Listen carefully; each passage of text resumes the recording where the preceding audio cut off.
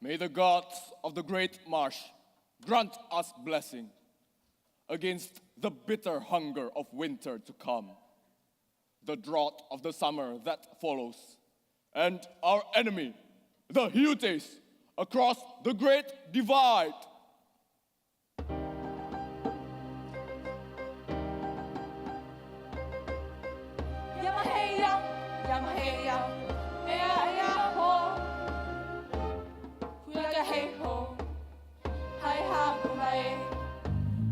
We hunt, we kill, until the blood is spilled. Every drop, every breath, we will feel our world.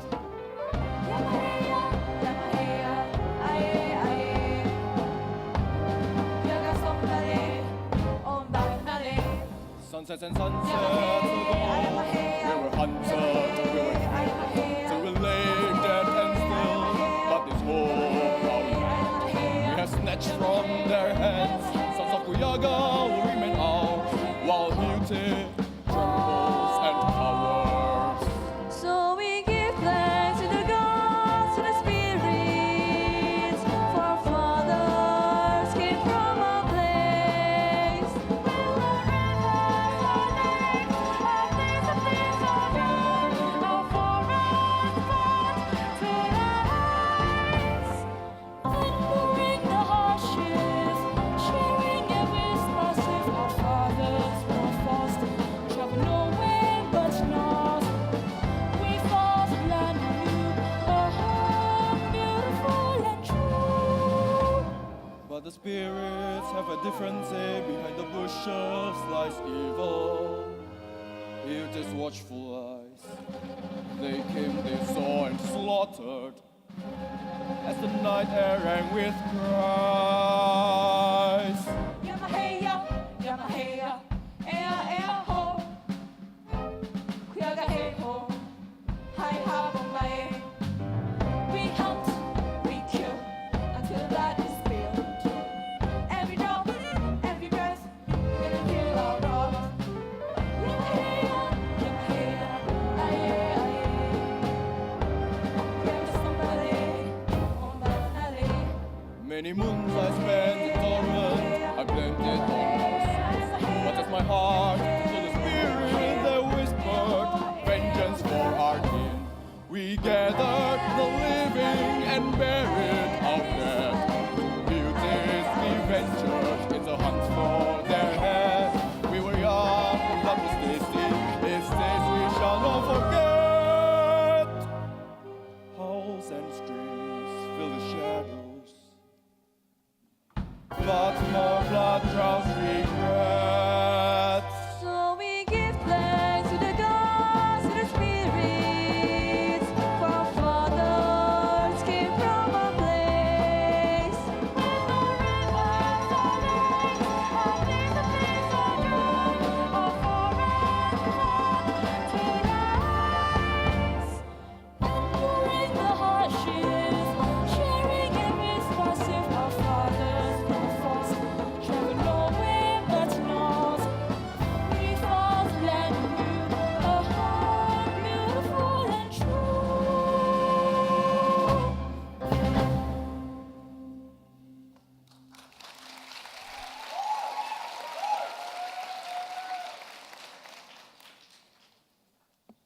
I shall have a word with you, my daughter. Yes, Father. A speech worthy of a great chieftain, Father. It stirred the hearts of many as it rekindled the flame of battle in our warriors.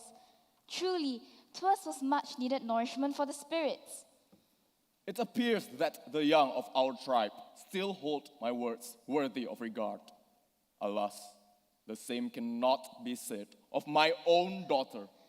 Ayana's unsure of the meaning of your words. Ayana, 'tis against nature for a cub to outsmart the wolf. There are but few things that escape your father's wisdom. I know not the purpose of a tongue, Father. I have committed neither sin nor treachery against any soul. Spare me the lies and yourself the sin. The knowledge of your unspeakable affairs with a Hute fills my chest with rage. I speak of your foolish frolicking with the young son of the war chief of Hute. Father, allow me words of justice. Ayana, The man is the blood of our greatest enemy. You can trust him no more than a lynx in guard of fresh meat. It is not as you think. The bears of the wild sleep not in the den of the wolves. It is in nature's way to keep the noble from the wicked. 'Tis but an act of a child. My great Sikyahono, my love, shall Ayana, our little wind, bear punishment of such harshness of tongue? My good wife, you are too kind a woman, even when kindness will bring certain death and dishonor upon our daughter. The young Murako is of another tribe, a treacherous Houghton. The spirits of the wild reside in her heart. She will scale the heavens for even a shard of adventure. The spirits made her such. No words, harsh or humbling, may alter her soul. Nay, she is free as she is young, and it is in the wisdom of men to know that youthfulness is the deadliest peril of the woods. The eagle will shield its brood from preying strays in the trees, and I shall do the same, till she learns the way of her people. Such injustice to her young heart. My husband, I say, the laments of men change not the colors of the leaves. Words would not exact much change to her nature. Forget you that such love once blossomed in the heart of a Kuyagan many settings of the sun ago. Such tales have been told and forgotten. I too was of a different tribe, a dying tribe. All save your timely gallantry would have left me perished in my weak warm, with all my kin lost in the flame of battle.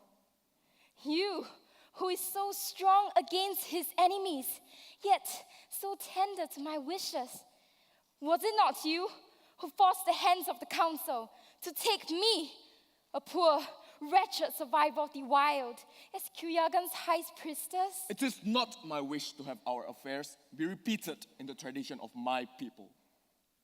It is not that he bleeds the blood of different tribe. It is that his people have claimed many scalps of our warriors. Please, allow me to speak my mind. In truth, I have ranged the woods with the son of Hute's war chief. Nay, it is not as you presumed. I had followed the trail of a friend, not lover. Friend? Such relations would scarce be believed amongst the men. How could a friend be found in him, whose people call your kin foes, whilst the drum yet beats the rhythm of battle?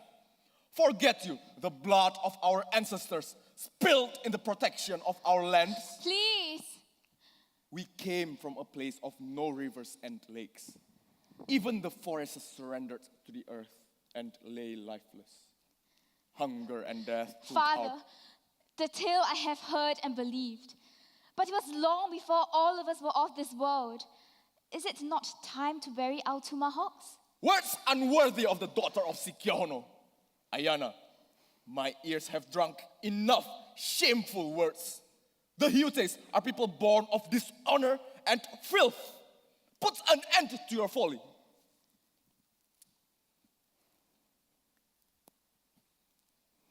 Go, Ayana, 'tis but fruitless toil. One utters not words of reason to a deaf man.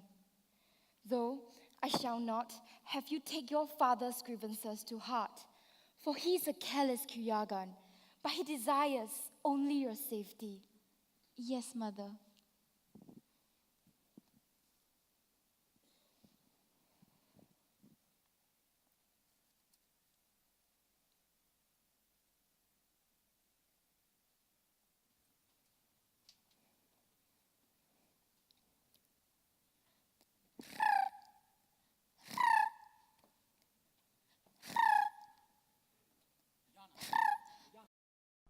I have expected you sooner.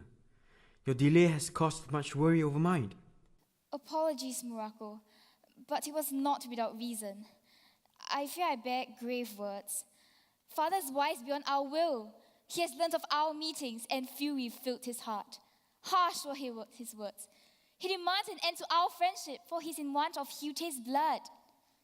Ayana, little bird, if his desire is as you say, Let's not worry sway your peace, for in the light of your predicament, I may carry the greatest of news that shall place it to rest. However, it marks terrible peril for our villages. Muraco, what news do you speak of? Our hunters in the far north were met with great evil. 2 war parties, heavy with weapons, led by fierce warriors, witnessed massacre brought upon them. The camps laid to waste. None but 2 warriors survived the slaughter and returned to tell a fearful tale. 2 war parties perished? No evil of the forest and the marauding tribes is capable of such otherworldly destruction. Know you what transpired before the eyes of this survivor? The warrior, his heart tender with fear, spirit reduced by shame, told a tale of savages unlike the ones we ever laid eyes upon. Golden was the hair on their heads, their faces pale like flesh absent blood, their eyes were blue as the great ocean. They wield ungodly weapons of smoke and thunder.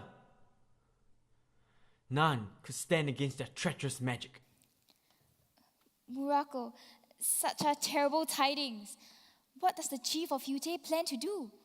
Father is of mind that the pale-faced savages will soon lay the earth red with our blood. And it has been said thereafter, Kuigans will follow. A great peril is at hand. He is of mind that the time for quarrels between Hute and Kuiga has passed. Now is the moment for peace, to triumph over petty squabbles. Such are my wishes as well. But I fear none can be done to alter my father's intentions. Too many of our warriors have fallen to the spears of the Hute. And so my people have lost kin and fathers to the arrows of Kuiga. This war is a plague. It takes Hutin and Kuigan's life with equal ease. Many good men were lost in its senseless carnage. I shall see it end. That is true what you have said, but the war has darkened our minds for far too long. The light of reason may not so simply shine through. Ayana, lay eyes on the forest. The leaves have bled crimson in lament. Autumn for our people has come, and pale-faced winter for both tribes shall arrive as surely as stream will lead to falls.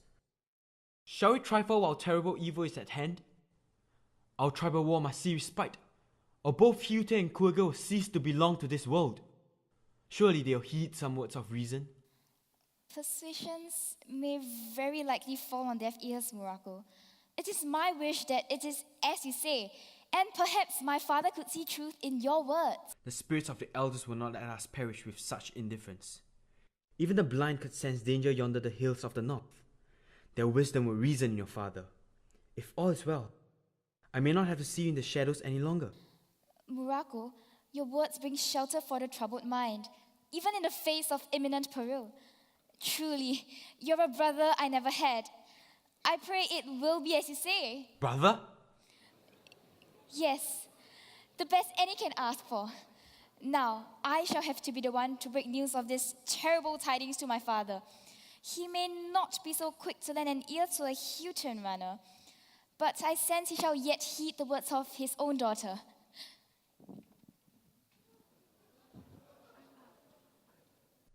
Brother, huh? Truly love is the most dreadful beast of the forest.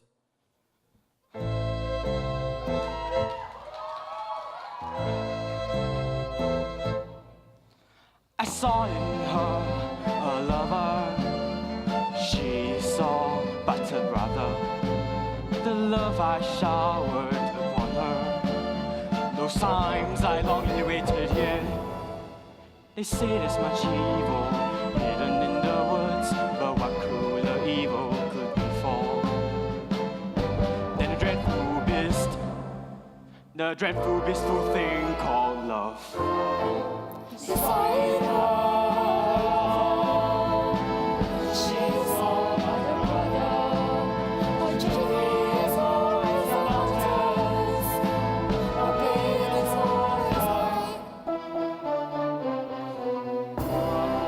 Pride of the chief, the greatest warrior of all.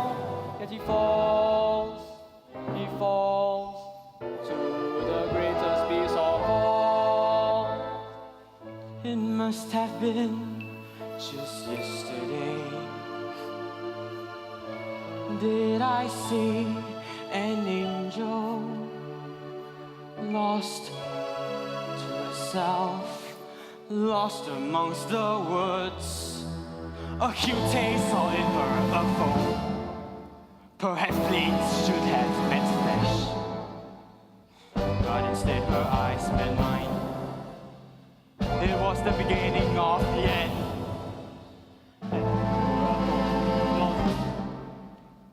To the coolest beast of all, He saw in her. She saw like a brother.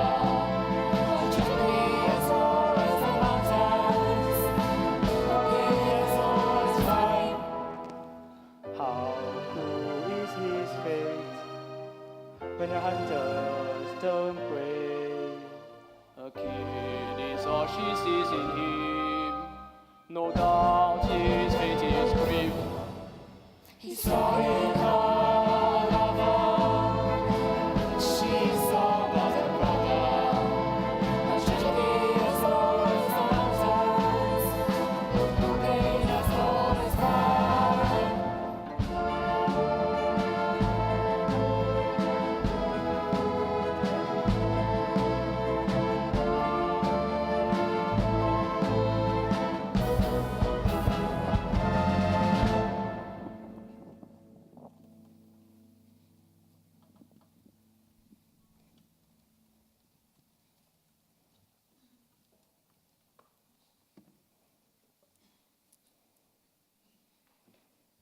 Alas, in my old age, sanity has deserted reason. For it is the absurd that has come to my ears. Will the sun rest in the east, and the wolves come bearing offerings of ambushed bucks? Stranger things than this have not transpired. The chieftain of Utes will seek an audience to speak of peace. Father, it has been told and believed that the survivor bears message of grave tidings. It foretold of the destruction which shall come to pass if war between our tribes would not cease. The war chief of Hute would risk shame and death. It is indeed a pressing matter. Ayana, is this your trickery to remain by the young Hute's side? By the spirit of the marsh, I know not if bearing you into this world was a fair trade for the pain your mother endured. You bring but trouble and disgrace to your people. Father, you dishonor me with such cruel suspicion. My husband, few warriors amongst the men desire to be witnesses of further bloodshed. They will charge at your command to scatter foes lurking in the thickets, for the spirits molded their bodies with sinews and their hearts with Kuyagan's nerve. But no child of Kuyagan was born with a thirst for blood. It is in their hearts to see peace come to pass. I pray that you will lend ear to the chief of Hute. Has sound mind left your skull? I shall see my head severed from my shoulders before I pay heed to the poisonous tongues of Utes. Do your eyes turn blind to your people, whose fate grows uncertain with the coming of winter? Do your ears grow deaf to warnings of great evil? Let it be then. My father and my father's father have fought and fell on this ground.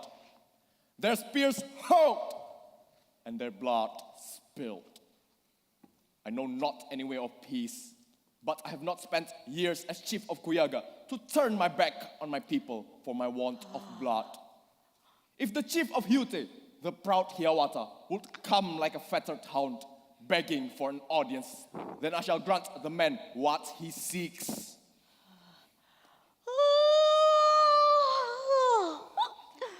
Who dares disturb my sweet slumber? Who speaks?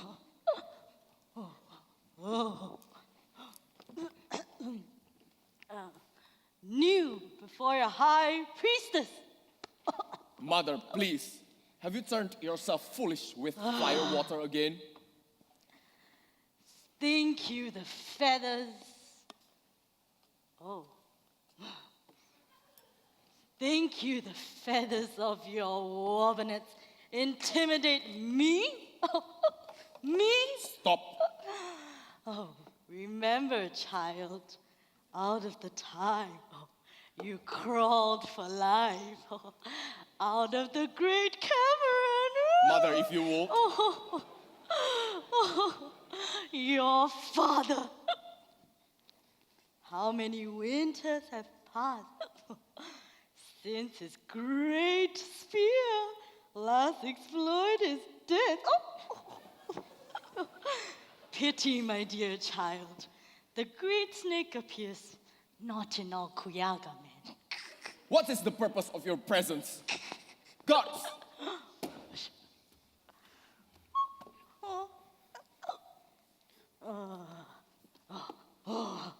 Dare you lay your hands on the fair lady of Kuyaga?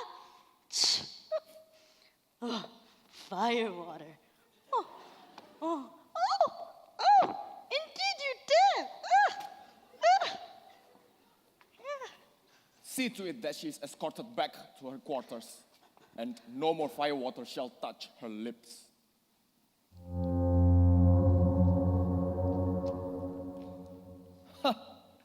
He makes haste to beg like a dog. The chief of Hute himself. Great Sikyahuno, I come in peace. I wield neither spears nor daggers, and you may have my head here presently if you so wish. But I know you for an honorable man, even if for the longest of time we have been foes. Now let me give voice to reason, and I pray that you put wise judgment to purpose. Thereafter, you may do with me what you desire. I have no intention of heeding your pleas of mercy or your false tales of evil savages. But for the sake of my people, I shall let you speak. Sikyahono, my foe, bane of my existence, you and your band of Kuyagan warriors have caused many sleepless nights. Would that fate had not caused me to stoop so low. Would that the evil close upon us have not been so terrible. Even the deaf have heard the words of fear spreading through the lands. Pay heed you may not, but I have seen the dismay in the eyes of one who survived the bringers of doom. It has been heard and believed that most of the northern settlements have met their untimely end. I speak true of the savages, and they shall come as surely as night follows day. To think that you may so simply trick me to fighting your enemy. These savages, even if they lurk yonder in the northern hills, desire your land and made no mention of ours. Truly, no Kuyagan has ever laid eyes on such a being. Your tale may fool the simplest of men, but it makes for a pathetic excuse at a time of weakness. If my words you would not heed, lend your ears to these Hutans, who bore witness and survived the wrath of the northern savages.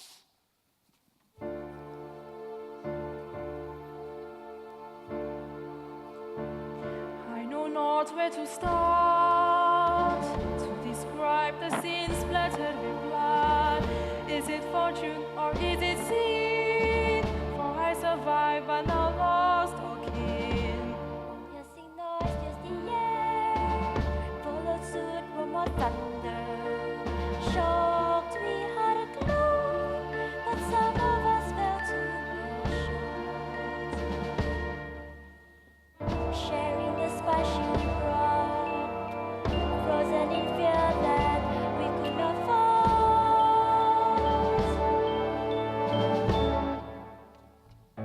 We came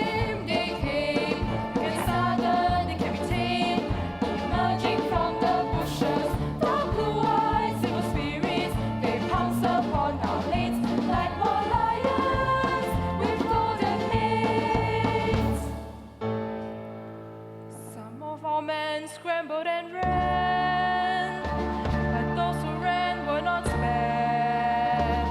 For some fearsome spirits had their way, taking away our very last breath as it may. Never had I dreamed to see the sun. Through the bushes did I take my flight. More thunders followed by gaps of death. They came, and suddenly came, emerging from the bushes, dark blue eyes and spirits. They pounced upon our mates like wild lions with golden manes.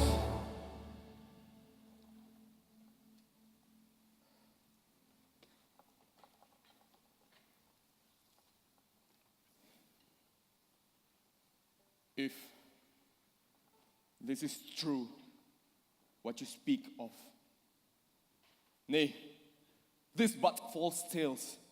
For be it true, both tribes, yours and mine, would not stand to see the first wind of winter. Sukiahono. Battles fought for the lands have been many. Warriors lost to its cause, numbered more still. Is it not time to halt senseless butchery and aim arrows not at fellow red man, but at the pale-faced savages? You speak reason, Yawata. The evil of other lands shall come, trailing with them the shadows of death. But for our brave warriors, reason may desert soon before courage abandon heart. Is there a plan to speak of if truce were attained? The white savages are in want of our lands and its wealth. It is known to few their law forbids the spilling of blood unless we first turn hostile and sound the war whoops. This mistake our warriors made and paid for with their dear lives. Hence, we shall not battle, as resistance is to be expected. Instead, we shall feign servitude, surrender our hearts to the paleface, and seek to overwhelm from within as they lower guard and take upon refuge in our land. A cunning and bold plan, though a treacherous one. What you said holds much sense. We must first stop our own bloodbath. We can't let golden savages have their way, taking away our very last breath as it may. Never had I dreamed to work with the wolves, for my people will cease this war. As a greater terror stands, a bigger threat. They came, suddenly contained. Let's set aside our hatred, a bold plan to be carried. We'll pounce upon their lanes, and together we'll get their heads.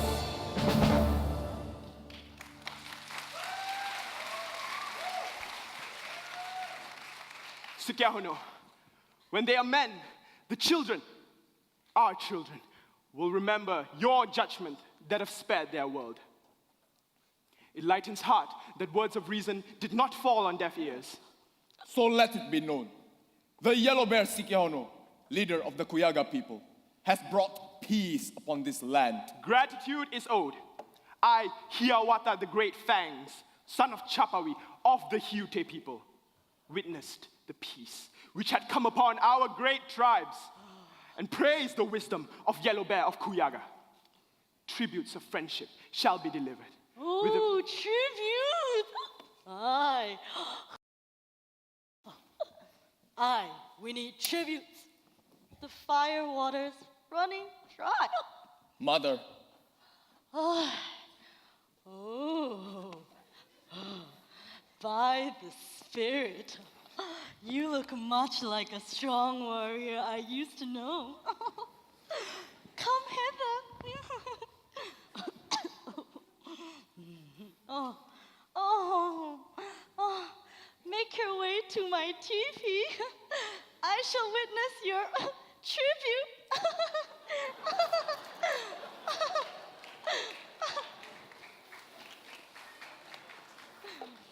Apologies. None deserved. She is a youthful spirit burns within.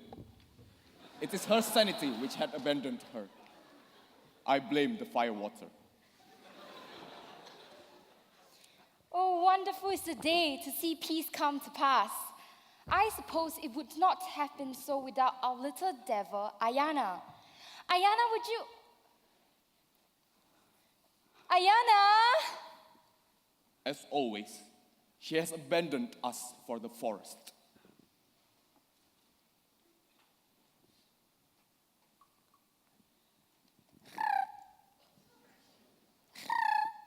Be still, savage!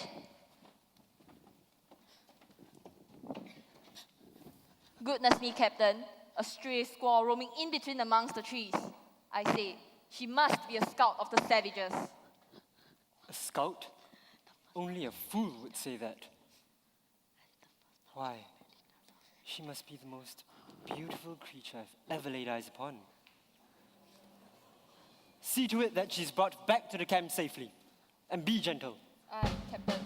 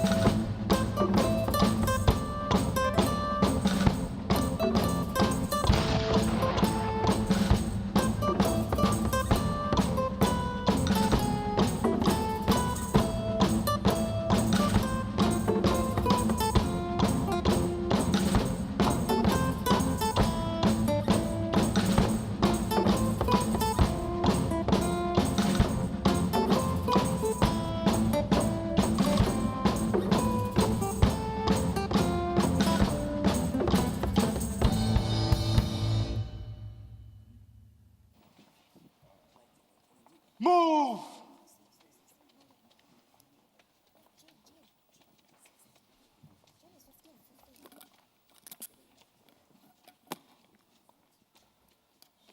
Move, you fool! We don't have the entire day! Gustav!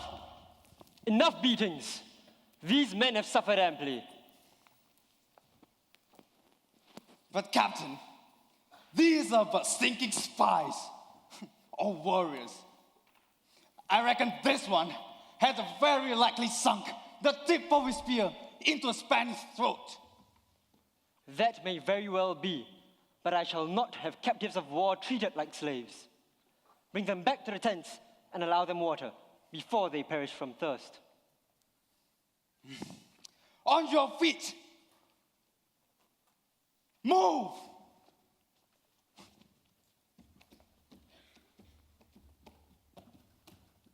Captain, word from our scouts in the south. 2 savage warring villages with mediocre fighting force, Kuyaga and Hute. It appears that the 2 tribes had, but recently ceased fighting for reasons unknown. Hute? Have you not encountered their war parties in the north? Ferocious fighters. They struck fear in the hearts of our men, though they lacked proper military discipline to stand against us. Thank you, officer. You are dismissed. Captain. Gustav, have the Indian boy send word to the 2 chieftains.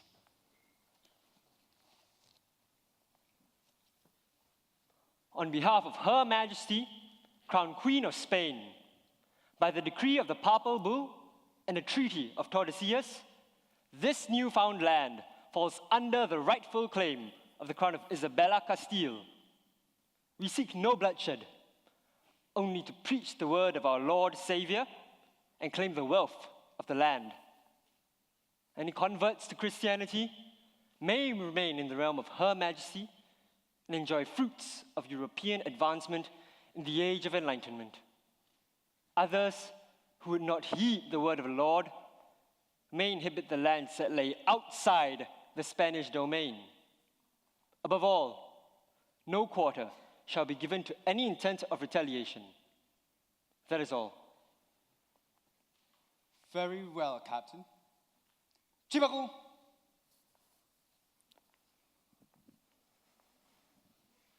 A message for your kind. Make haste and leave at once. Yes, Senor.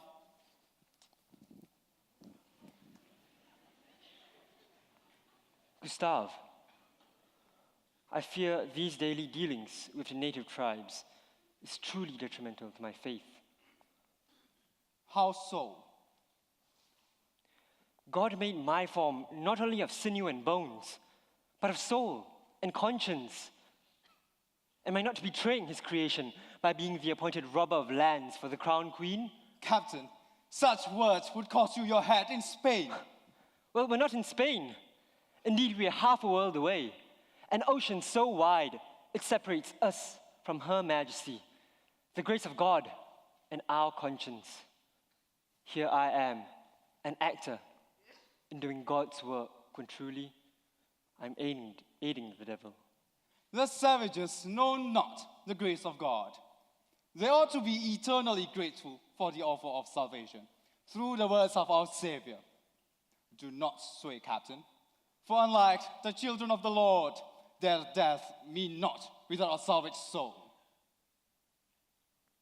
I have seen enough dying savages to know that they die the same way we do.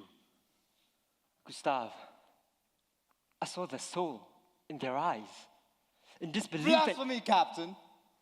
How could a savage who has not accepted our Lord Savior possess such a thing as soul? At times I wonder if we are no better than savages of gunpowder. A few more years on this God-forsaken island, I shall perhaps lose my own soul as well. Trust in the Lord, and all shall be well. He will guide you to the path of righteousness.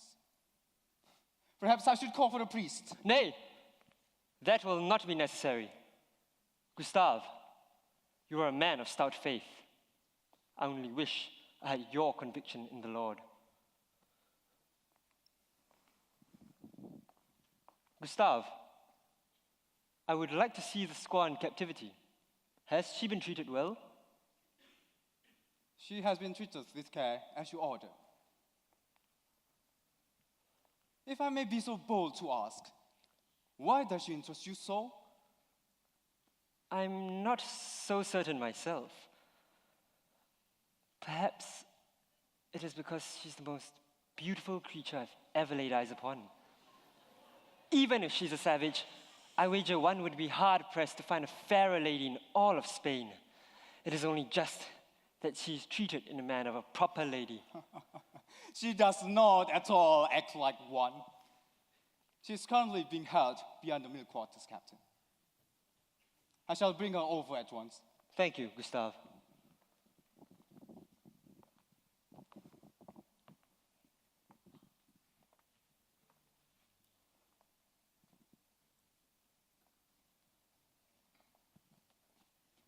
Still, I say, be still, you That savage. is enough, Gustave. You may leave. Very well, Captain. Please be careful. Please.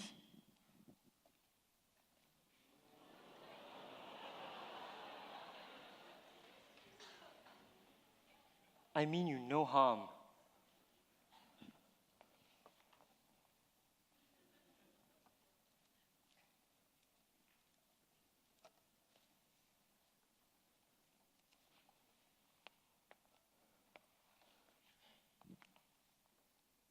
What are you called?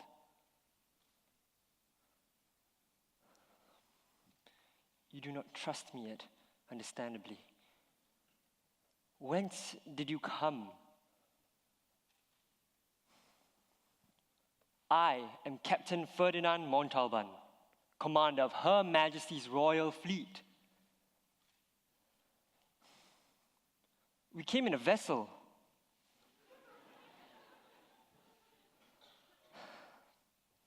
We came from a land far, far away. We mean you no harm. Shame that a man attempts pretense to one who knows not that you mustn't. You must be famished. Have some bread. Eat.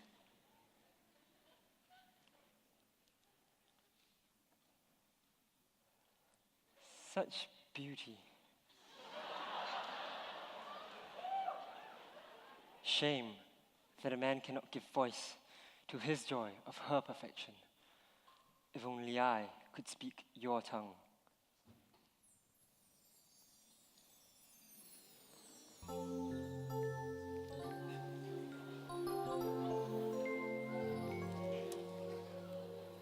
If only your ears would hear my wonder of how beauty like yours amongst the wild.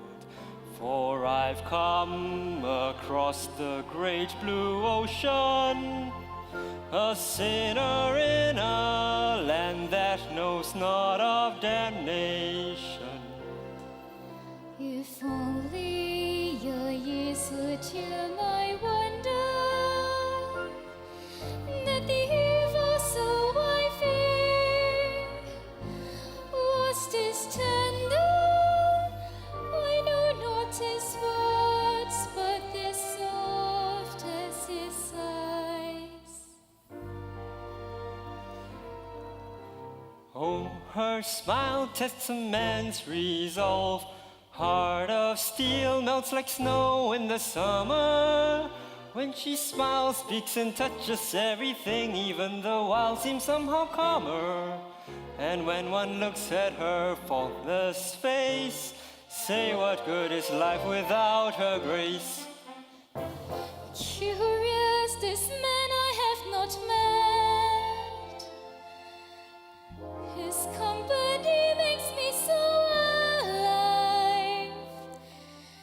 They say he's the devil, the evilest man. He came to destroy us, but why do I feel his heart beating as if it were mine? Is this delusion? Is this dark magic, or is this something divine?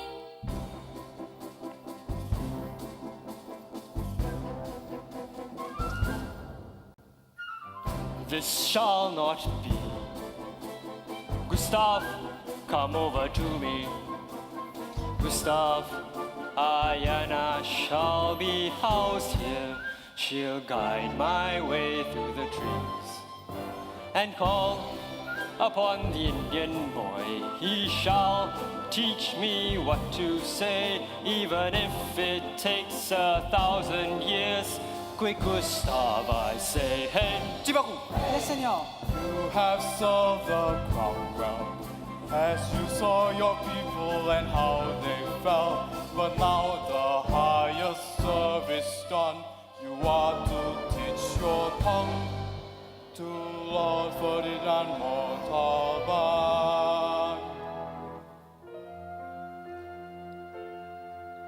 Teacher, why such a simple matter? Before long you shall join in a band. young Chipaku, if that's so, how do I tell her that she is the prettiest thing I've seen? For her I shall surrender treasures of coins, spices, and furs. Come over here, my lord. I shall teach you my tongue. Presently, it is not difficult, as you shall see, if you would let your mind loose and your tongue free.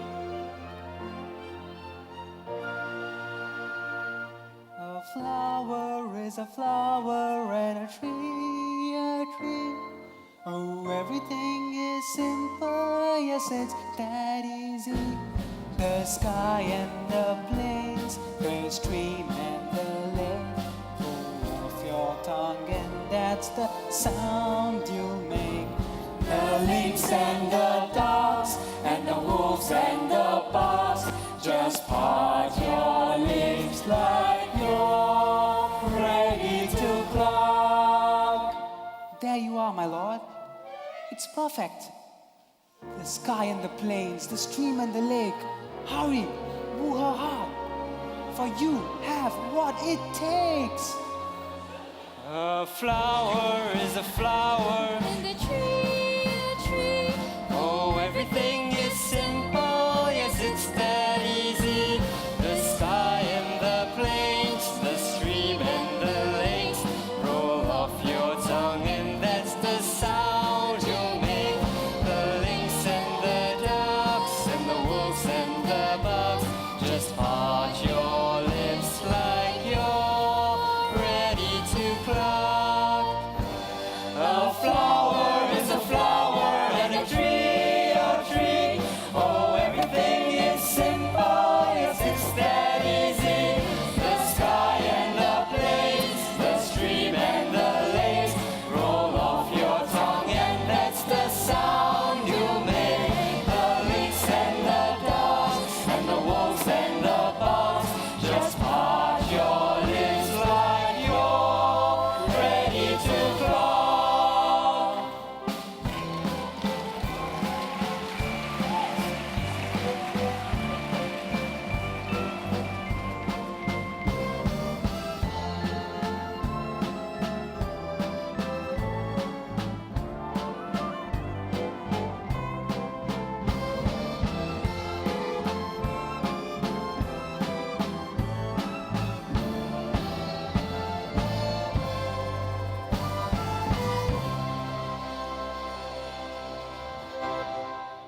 So you say that this is the most poisonous flower in these lands, and this one is a powerful medicinal herb, cure for many manner of maladies? Nay, it is indeed the other way around. Although you are not completely wrong, death does cure any manner of mortal maladies. By God, they look completely identical. It is not the flower that exudes distinction, but the leaves. Well, you are completely right. How have I overlooked something so conspicuous? Yes, the wild can be a place filled with many perils for one unaccustomed to its ways. Abundant wisdom it offers, if you spoke its language. Take lessons from the fowls of the air and the beast of the field. How fascinating. Ayana, truly, I am grateful. Your company is valued dearly. Well, a captive can only oblige. Ayana, please. A captive you never were. Indeed, it is I who have long been captivated by you.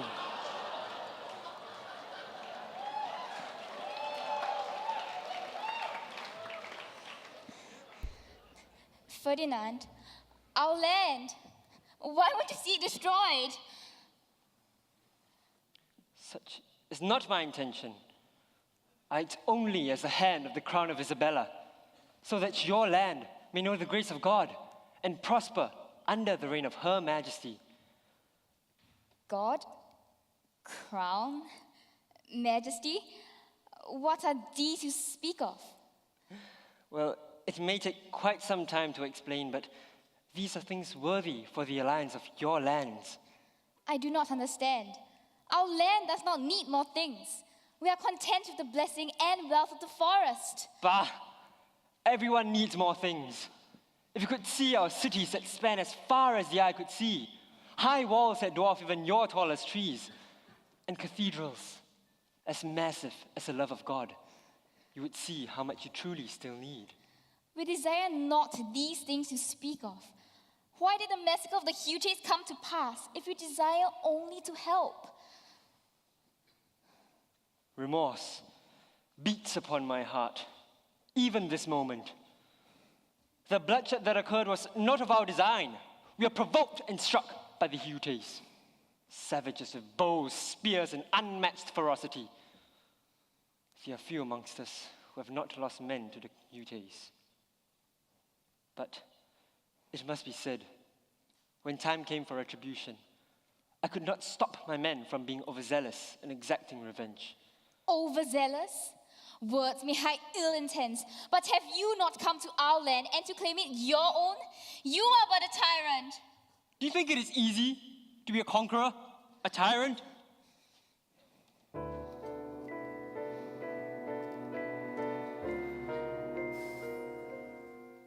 With bloodied hands, empty conscience, my head up as I lead my men. Deep down I'm filled with shame. Shame words cannot explain. I've never dreamed of breathing death, but for power, God, and the Queen. Oh, what gore have I seen? Oh, what hurt has been caused?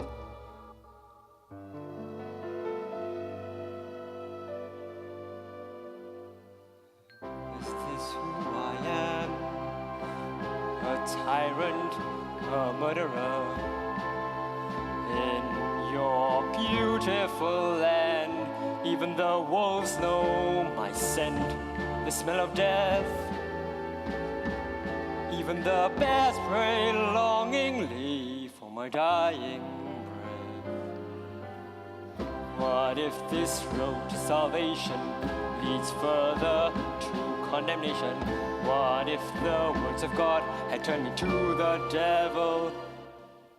I could feel him, oh, he's smiling his dark grin, satisfied that the soldier of the Lord has sinned. But who could understand this damnation? It is not fiery, it's not bloody, not hurt, but cold and bitter. Yet, Lord, does it hurt? At nights I lay awake, their wills and cries are too loud for all this torture, pain and loss. Is it power? Is it land? Is that all this is about? Is this who you are? A tyrant, a murderer. In my beautiful land, even my people know you sent the smell of death. Our villagers pray longingly with their dying breath. But yet I know, deep inside you're but a child, not a tyrant, not a murderer, but a victim of the wild. You have been cheated, you have been deceived, for right and wrong your eyes cannot perceive. But your heart's pure and good, it knows the smell of life and death, so let it speak its words of grief and hold your hands from sinning against our forest, lakes, and creeks. Ayana, stay with me. Clear as day is my love for you. You are to guide me through the wilderness as you've guided me through the jungle. Ferdinand, what do you mean? Let me take you as wife, Ayana. A life of riches and adventures lies before us. Surely you cannot be content with a life so dismal and dull, dictated by your tribe. Ferdinand, I know this may pass as insanity on my part, but I have come to know of the brevity of life in these parts of the world, and I shall squander not the love I have for you. If you too felt even an ounce of the passion I hold for you, I shall see to it that you call me husband, till death claims my right to love. marriage? But it is not in our custom for the woman to discuss such a thing. Why? I'm not accustomed to not discussing such a thing with the lady I intend to marry. But Father, nay, he will never allow it to come to pass.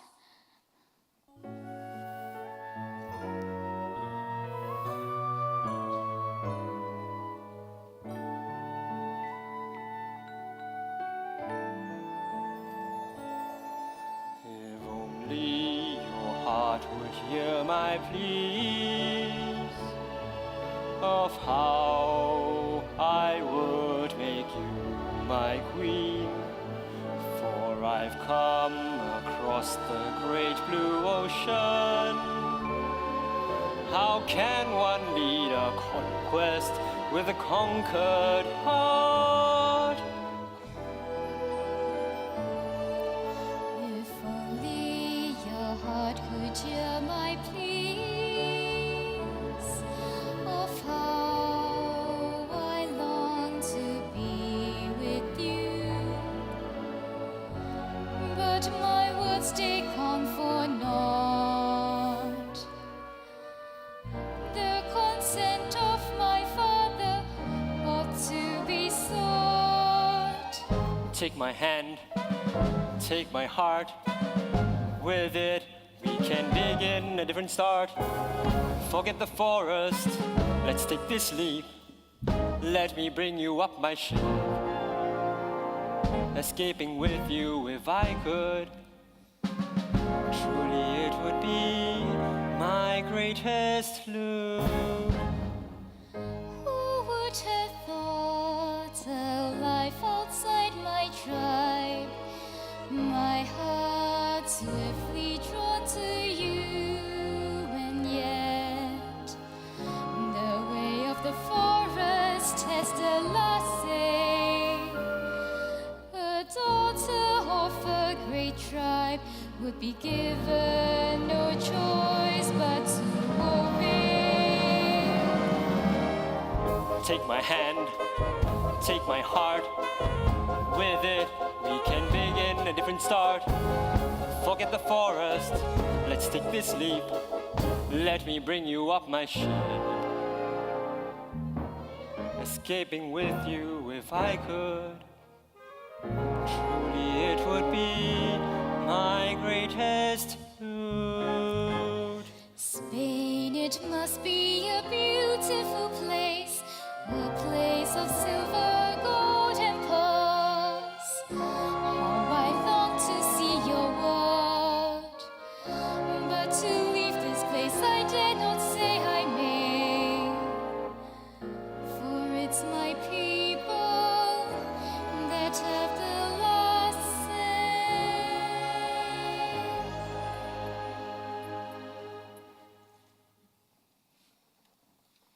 Yana, be still, Morocco, and lay low. Would you have the thunders of white men split our skulls? Father, it is the daughter of Queen and War Chief taken captive by the pale face. I must make And haste. you shall swiftly find yourself in Death's Valley. Look, even the blind could see that she stands not in the way of immediate danger. In fact, much joy can be discerned from her countenance. Father, what is the meaning of your words? A mask, so that she may yet survive by remaining in the knave's good graces. Mask or no, the White War Chief stands a child in awe of her beauty. Stand your ground, Morocco, for I foresee a way which would ensure not only survival, but the return of Hute's glory. What is the meaning of your words? The spirits have indeed granted us blessings. The lust of the white man shall lead him to his doom. Now, all that is left is to persuade Yellow Bear Sikyahuno to see reason in an unreasonable proposal. What designs do you intend on Ayana? You shall see, my son.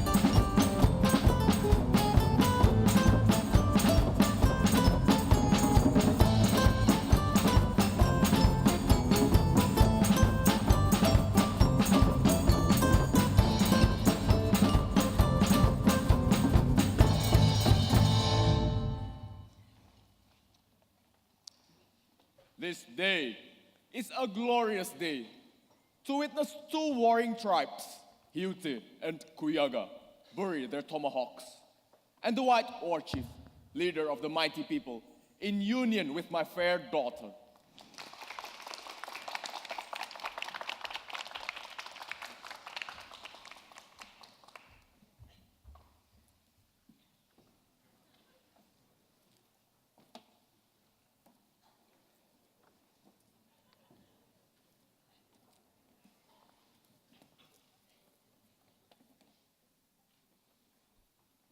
Truly, gratitude is owed to the spirits, for great honor has been bestowed upon us.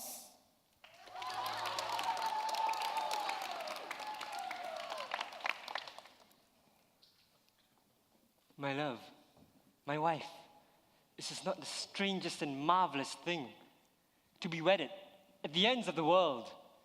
Clearly, not a man in all of Spain could have claimed to a better adventure than I, Ferdinand Montalban. Yes, marvelous. Yet how my father and the council had granted blessing is a mystery unsolved. I fear something is amiss. It was told that the spirits of the forest have spoken. A wedding was to take place. My husband, this reeks of poison and deceit. Let not foolish thoughts sway your peace, my wife. My only regret is that we are not wedded in Spain, at the grand altar of Cathedral de Almeria. Shame. No matter. One day I shall take you there, and you shall see I spoke true of the wonderful tales of the cities. Spain, it must be a beautiful land. Indeed it is. The land is of unparalleled beauty. The people, however, may not be as kind. You shall see, Ayana. Oh, Ayana. Why have you not brought him to your teepee? Tarry not in this celebration, my dear. There is much more merrymaking to be held within. Oh, grandmother, please. Tis a sacred evening. It is not every day that a woman gets to please her men. Unless you were me in my youthful days. I remember the time when the grass was green, my very first wedding scene, when I truly saw my man a leader of the clan. I remember the time with me when was met, what a stallion in bed. For many nights we sweated our passions unabated. He put me down to task in his love that I bust. I pray it would be the same for the Mary when he came, the man with golden mane. In girth he shouldn't lack, a monster in the sack.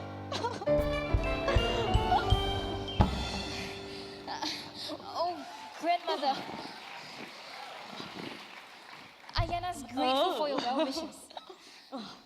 Oh, such wondrous men they are. Perhaps tonight I may get to relive my youth. My husband, allow me one last counsel with my father on this night. 'Tis only custom. Of course, my wife. Father, Ayana, it is well that the heart of the White War Chief is in your hands. Our people may yet endure this terrible evil, and this pain of witnessing such dishonor may prove to be a fair trade for survival.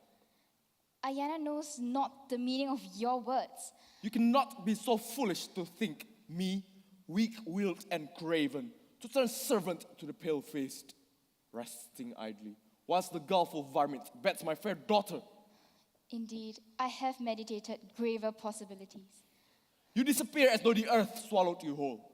Men and scouts were sent to range the woods, seeking your return. Tears flowed freely down the cheeks of your mother as she dreamt of you, slain by the white men. It was through the eyes of Hiawatha that peace was found. The white men have committed neither sin nor harm against me.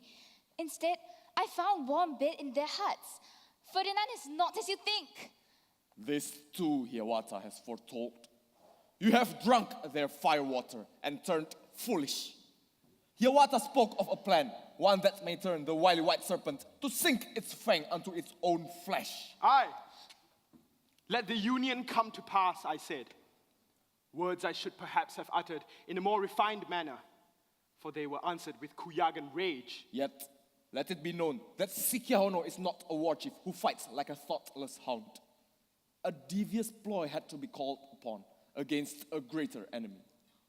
The spirits have granted our chance, for they have made the white war chief foolish with love, and he will not see the rising of the sun on the morrow, for he has set foot in the den of the lions. Father, have the devils of the Hute taken possession over your soul? Such treachery will bring but destruction upon our people. Nay! Battle against the pale face shall come, but absent their war chief will be. Our two tribes, united, will stand mighty against even the thunders of white men, whilst they scatter, whimpering and leaderless. Many lives will be spared if we first take the serpent's head. Is peace a possibility too remote, even to the wisdom of the great chieftains? The white men, they're not as terrible as the words used in describing them. Know you they feel pain, sorrow, and love, as our people would? Words of the weak. You must choose your people or his. The hunter's moon is at hand. The war drums are beaten. 'Tis time, Ayana, to lead the pack. Draw the first blood so that I may feel great pride in my child. My heart would let me not. This I cannot do. I too have fallen prey, Father, to what the fools call love. Would you bring a tyrant upon your people when a single strike of the blade as he slumbers would bring freedom and evil for your people? You propose the murder of my husband so simply. Would you sing it to mock at your wife, my mother, of equal sinners for the sake of your people? Your insolence knows no boundaries. There's much lashing to be given out for a wolf who bears his fangs against his own kind. Only a craven with the howls of the wolves keep him from the woods. You have yet to see Ferdinand. See through him with eyes of a great chieftain and witness a peaceful stream runs in him. Peaceful? I see through him. The placid stream surges unto a great fall, and where certain death lies. But it is a grave mistake, I beg of Ayana, you fool of fools! A brief moment in captivity, and you will trade our sacred ground for the hollow promises of the pale-faced. His tongue speaks of peace, yet his heart is the color of blood. Father! I shall see him fall before I do. Father! It is to be done. Kill or be killed. It is the way of the forest. Kill or be killed. It is the way of the forest. Kill in order to thrive, the weakest will not survive. Spread the enemy's head, yours will roll instead. Kill or be killed, it is the way of the forest. You've heard, you've seen the dangers you never dream. Ruthless and brutal, golden his hair, black is his heart. Kill or be killed is the way of the forest. Kill or be killed, it's all down to you. Kill or be killed, our lives are in your hands. Kill or be killed, It's the way of the forest. Plunge your blade, seize his life. My life for the tribe, how could one choose between the prison at home or the freedom of the wild? My dear, this life does not belong to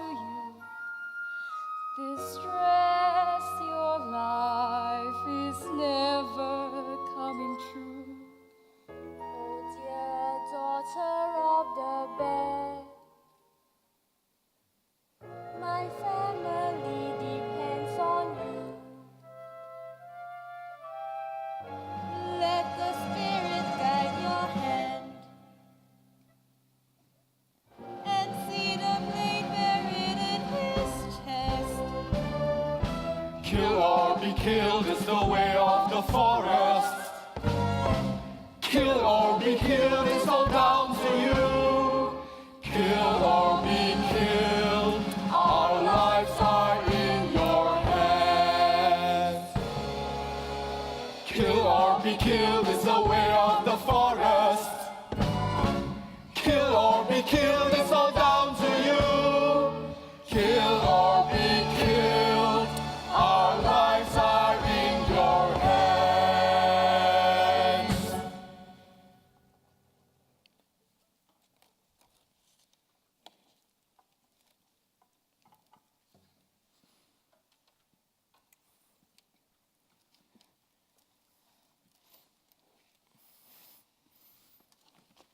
Ayana, you look terribly sad for one who is in the center of all this merrymaking.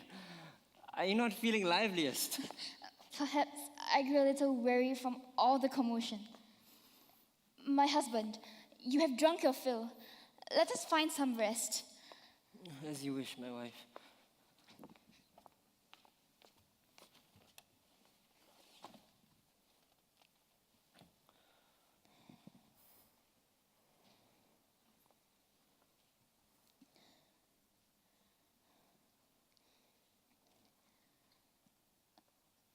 My love,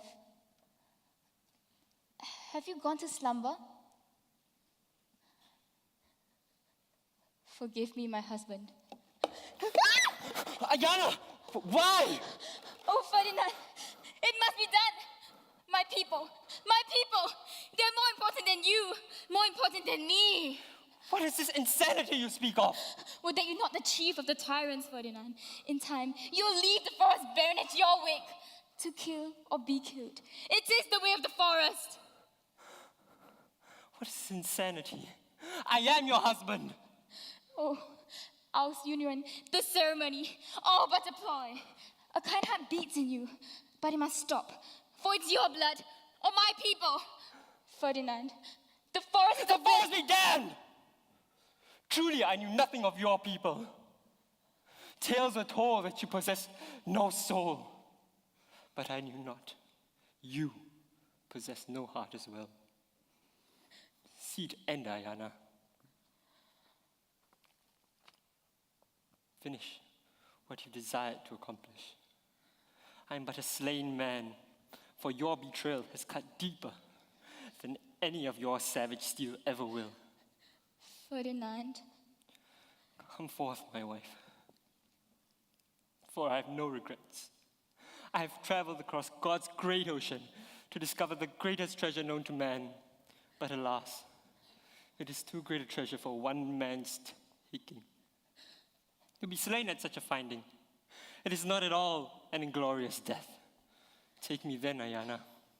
It is the way of the forest. Ferdinand, I too love you.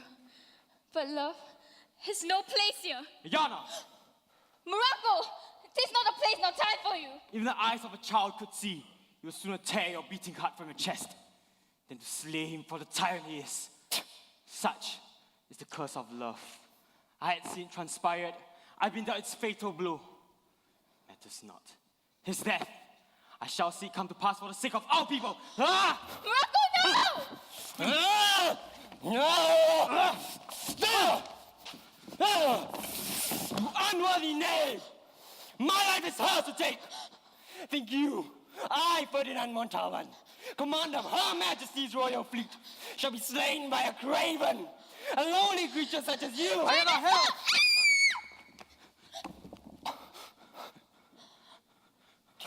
Oh, Ferdinand, what have I done? What have I done? Ayana! Be gone, Morocco! Leave!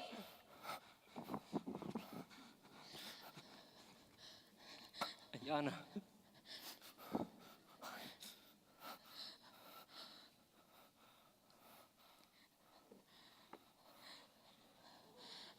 My love, my treasure. Discovery came too late. I love none but you. Oh, Ferdinand, what have I done?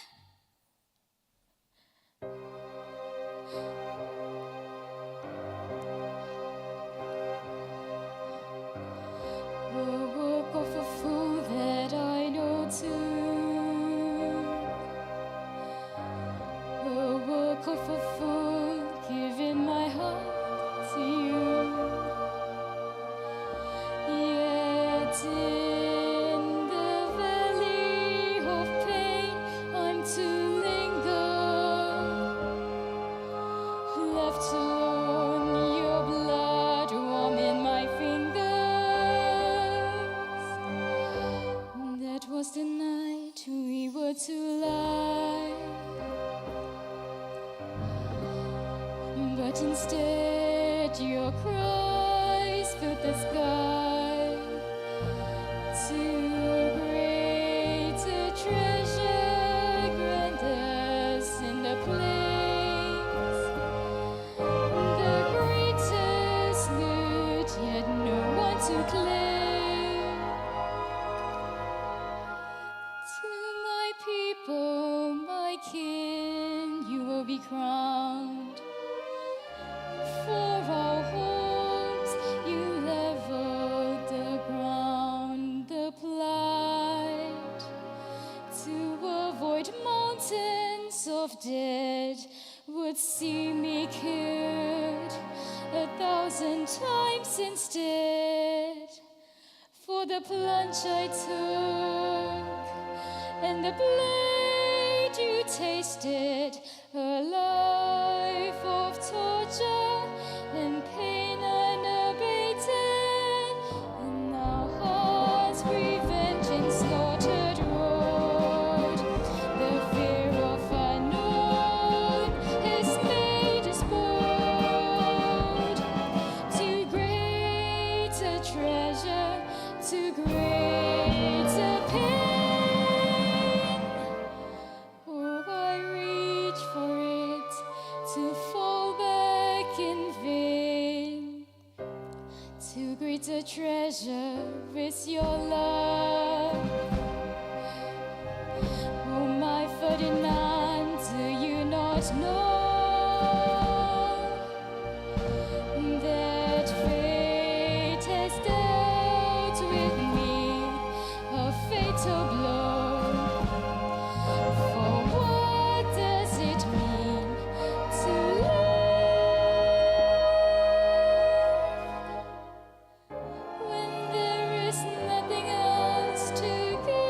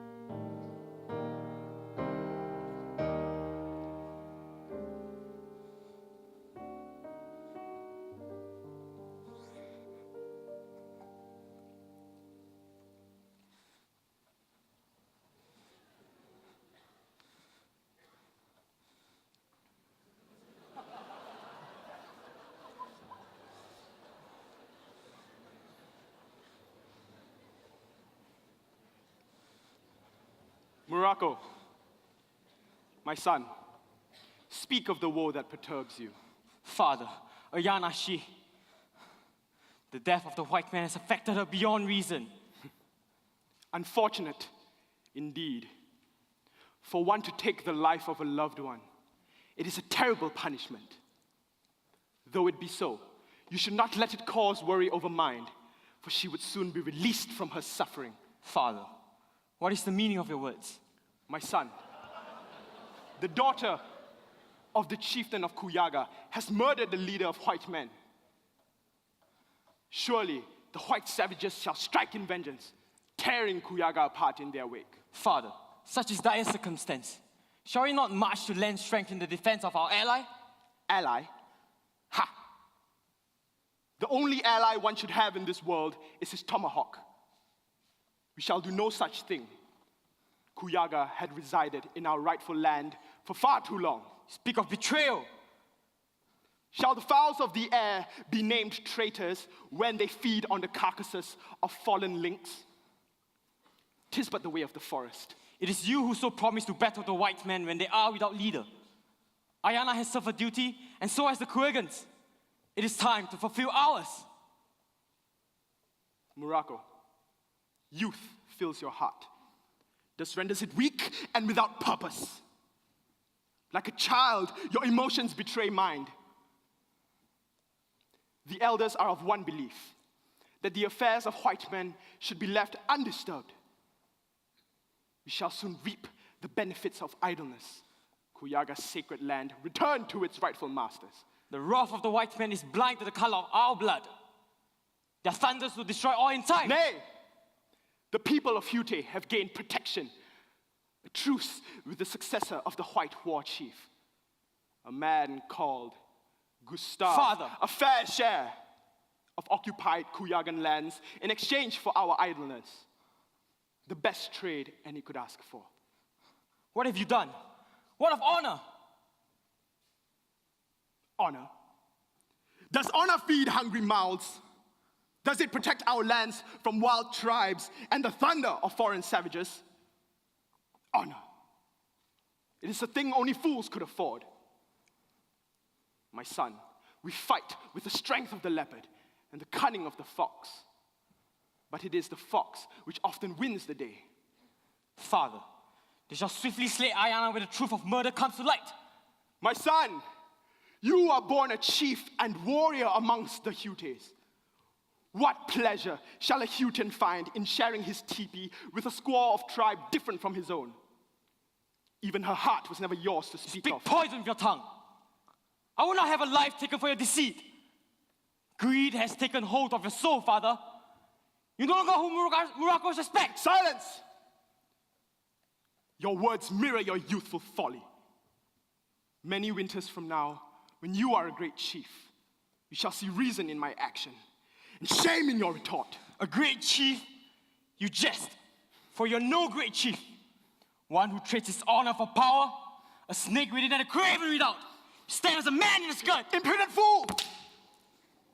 Dare you utter insults at your own father, your chieftain? I would see your tongue cut out were you not my child.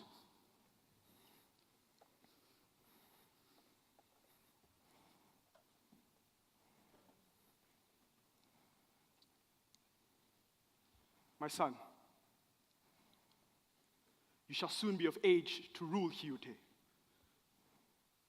I am old, and life lies low in me.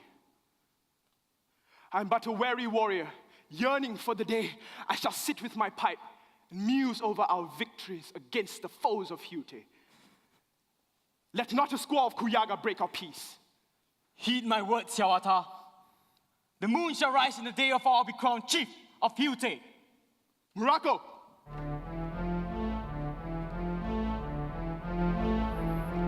Attack!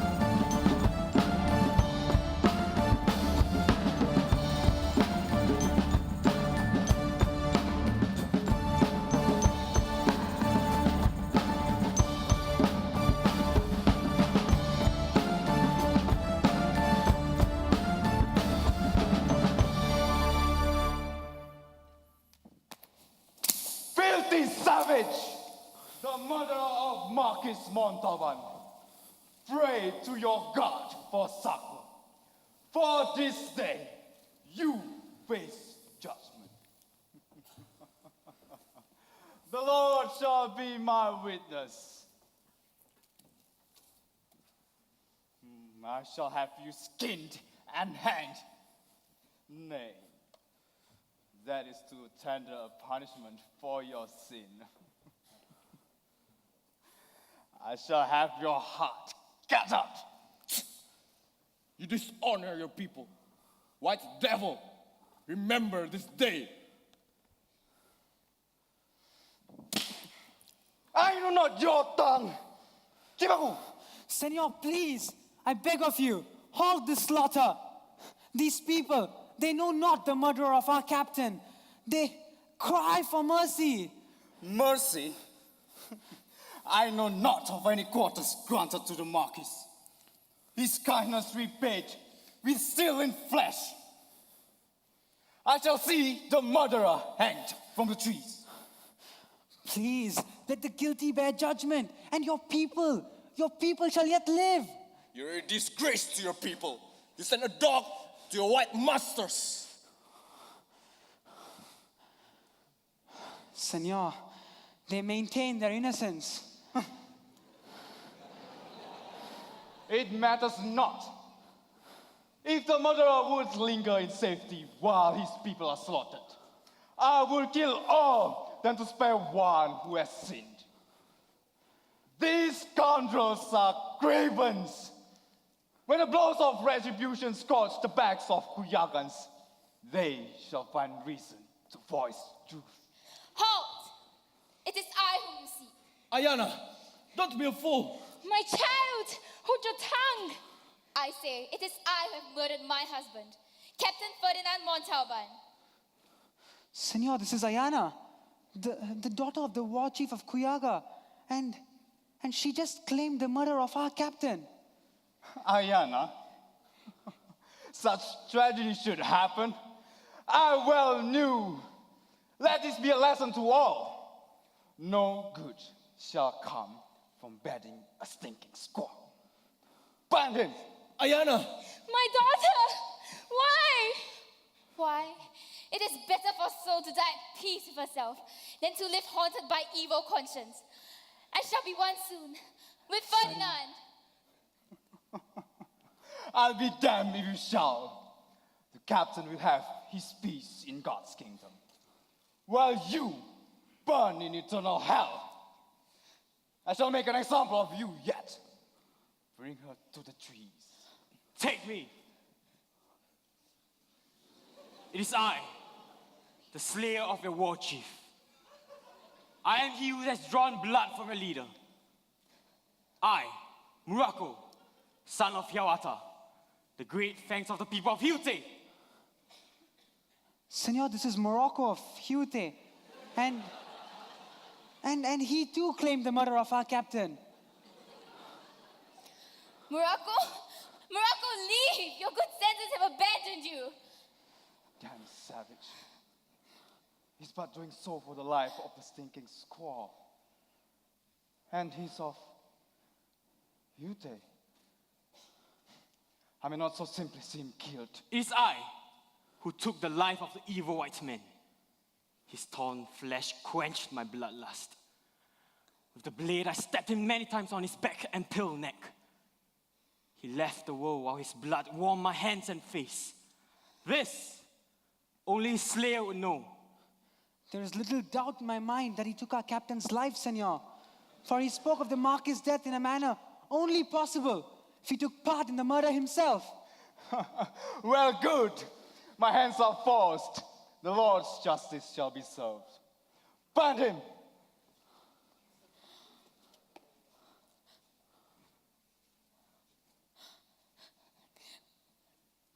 Morocco!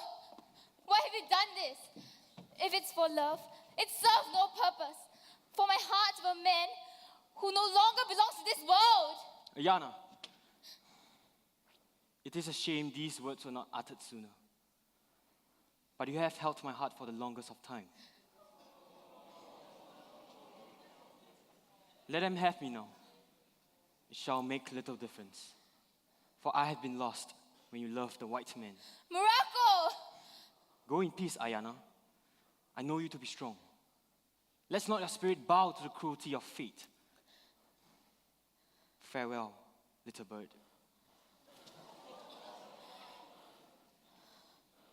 Good riddance!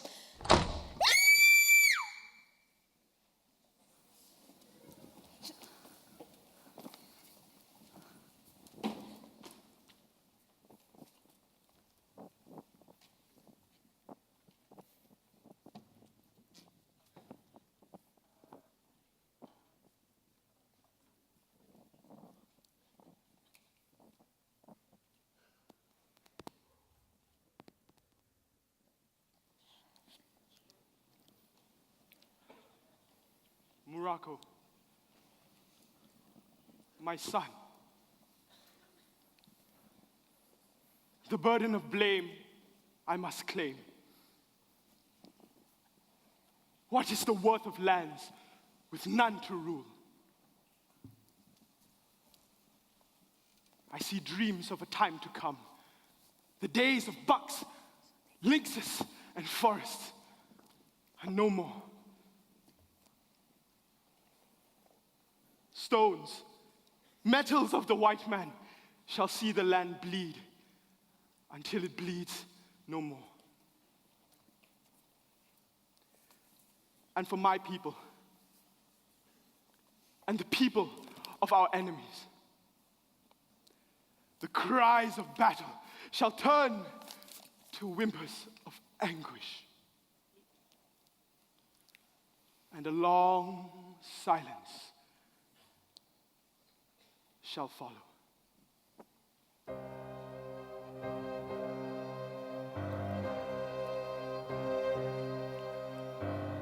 A work of a fool that I know too.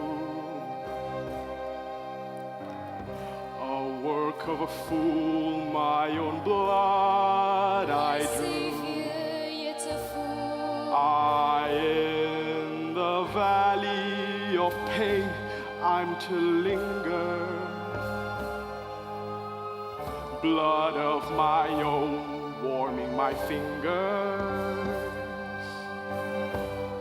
There was a time when I would say that game of war was grand, that was right of freedom, too great a treasure, silent in my pain, my greatest food, yet I've not to claim that peace to the land. My kin, you will be proud.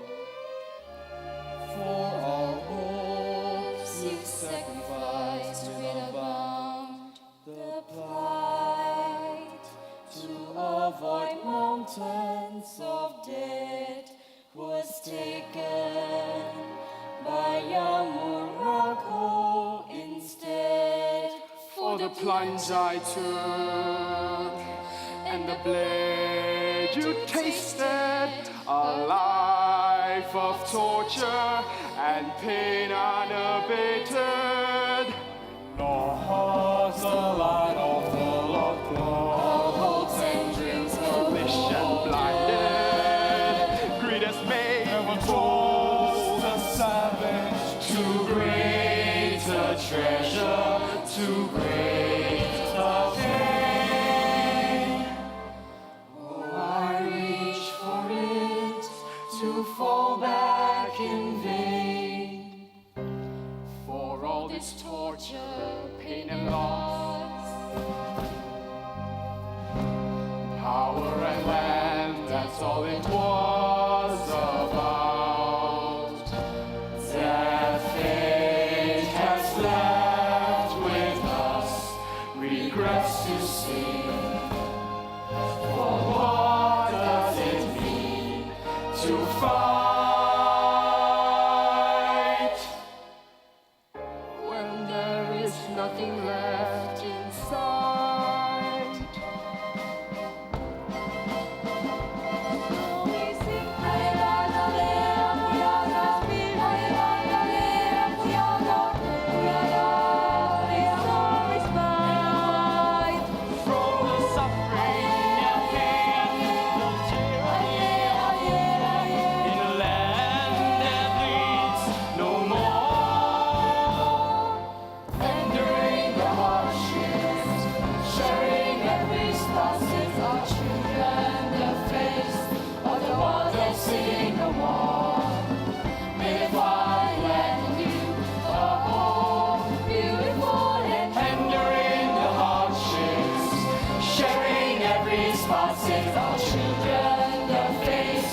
of the world they'll see no more. May they find land in you, a home beautiful and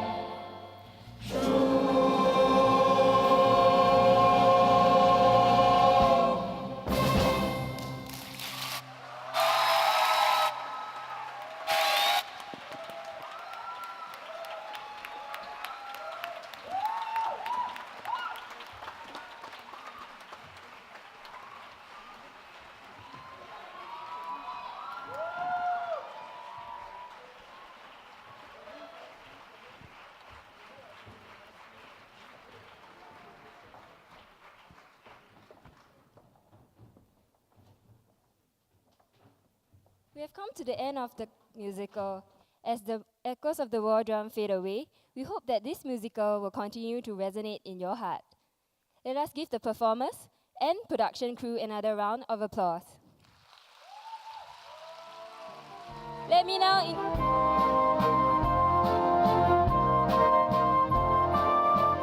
introduce the production crew. First we have Public Relations.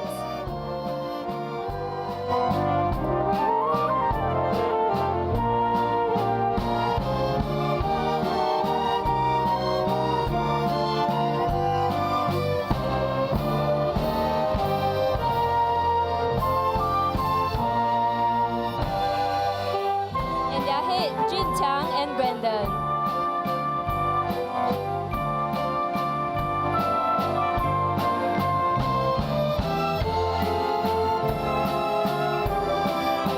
Next we have marketing.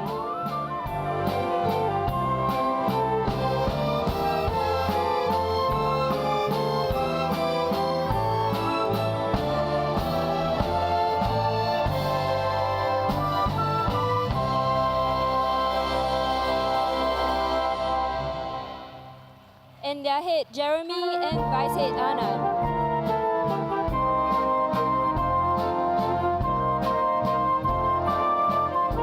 Next, we have designers.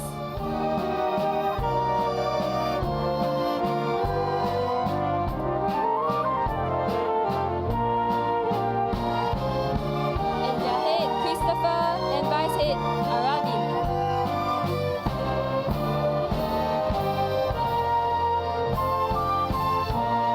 Next, we have website coder, Oliver.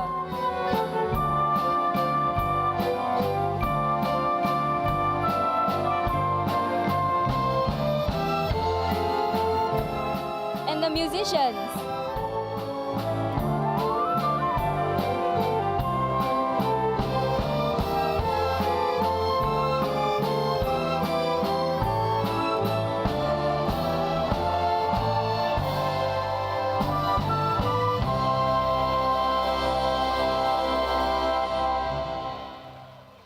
Music head, Jermaine and Qingyuan.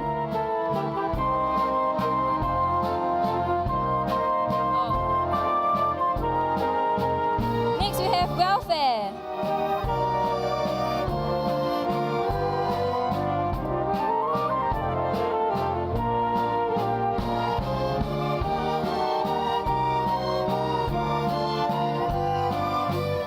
And their head, Singy.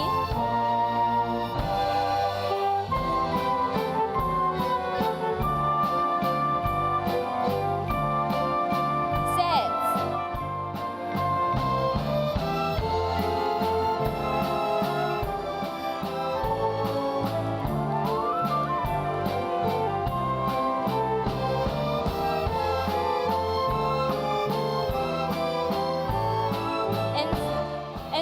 And sets designer Diana, Zhiyu, and Paul.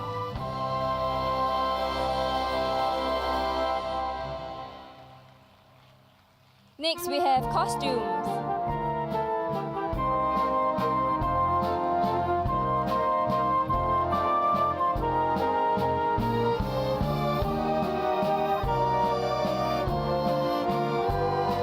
Costumes designer Roti, costumes head Shen Qi.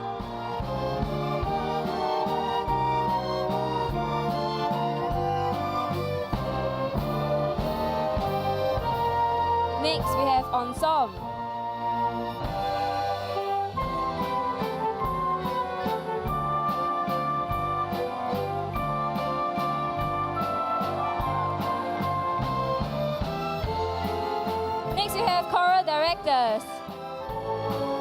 Samantha and Junjie.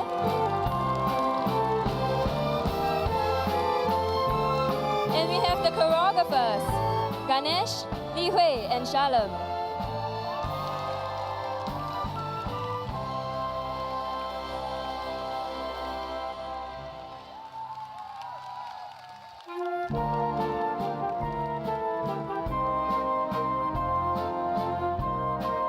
From main cast, we have Ivy as grandmother, Li Tong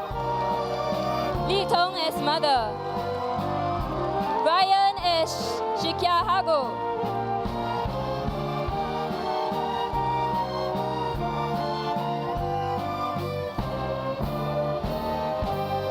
Prashan as Chipaku, and Gavin as Gustav.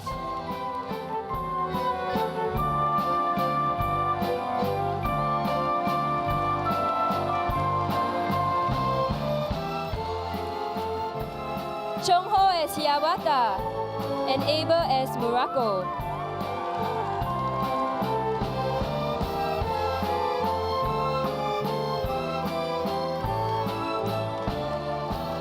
Joel as Ferdinand, and Kaijin as Ayana.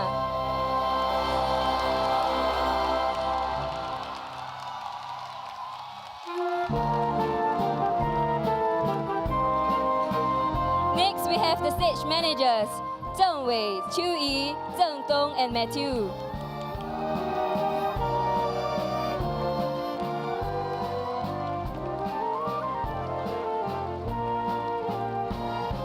Light designer, Yi Lun, Gilbert.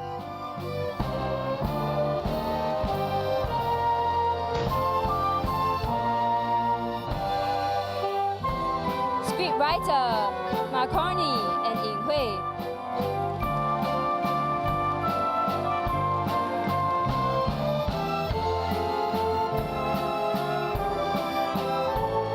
Composer, Klaus.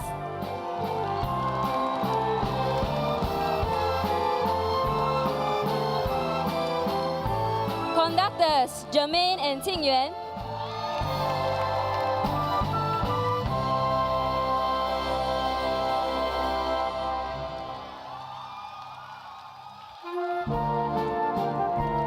Next, we have Honorary General Secretary, Sylvia.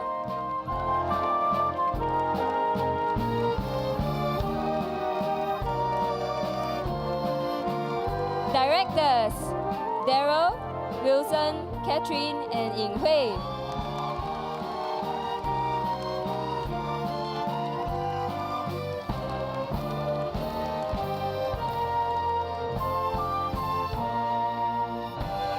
Producers, Yongkang, Win, and Ming De.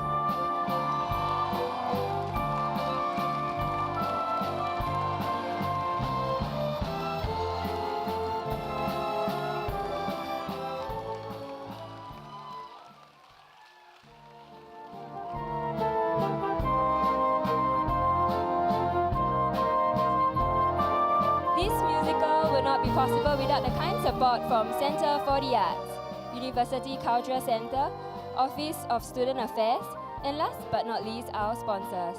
We wish to thank National Integration Council, Lee Foundation, Social Development Network, Toseva Group, Chin Long, Ocean Gate Trading, and Far East Packaging Industrial for their sponsorship.